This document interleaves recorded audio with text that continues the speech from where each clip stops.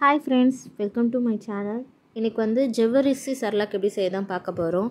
First வந்து ஜவ்வரிசி வந்து 3 டேபிள் ஸ்பூன் போடணும்.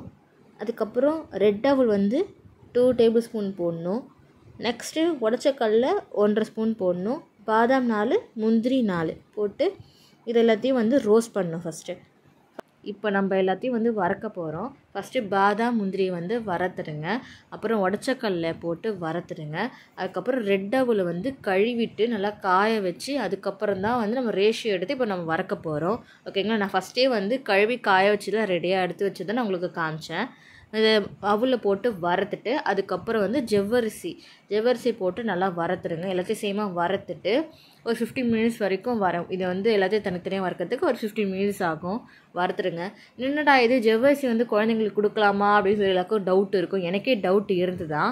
ஆனால் வந்து நான் சர்ச் பண்ணி பார்க்கும்போது என்னென்னா ஜவ்வரிசி வந்து மரவள்ளி கிழங்குல தான் தயாரிக்கிறாங்க. ஸோ அதனால் குழந்தைங்களுக்கு கண்டிப்பாக கிழங்கு வைக்கிறதுக்கு ரொம்பவே நல்லது. சர்க்கரை வள்ளி கிழங்கு எப்படி கொடுக்குறோமோ அதே மாதிரி தான் மரவள்ளி கிழங்கும் கண்டிப்பாக குழந்தைங்களுக்கு கொடுக்கலாம்.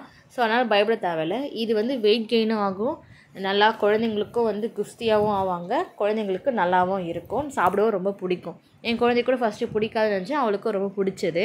ஸோ கண்டிப்பாக உங்கள் குழந்தைங்களுக்கு கொடுக்கலாம். நீங்கள் இந்த சர்லாக் வந்து இந்த ரேஷியோ இந்த கவுண்ட் வந்து ஒரு 2 வீக்ஸ் வரைக்கும் அந்த பவுடர் வந்து கண்டிப்பாக நம்மளுக்கு இருக்கும். ஓகேங்களா? அதுக்கப்புறம் வந்து இதெல்லாமே கொஞ்சம் ஆறுனதுக்கப்புறம் மிக்ஸி ஜாரில் போட்டு அரைச்சிட்டு நல்லா வந்து ஜலிச்சிட்டு டப்பாவில் ஏர் கண்டரில் போட்டு வச்சிட்டிங்கன்னா 1-2 வீக்ஸ் வரைக்கும் இருக்கும். குழந்தைக்கு கண்டிப்பாக கொடுக்கலாம். ஓகேங்களா? தேங்க்யூ.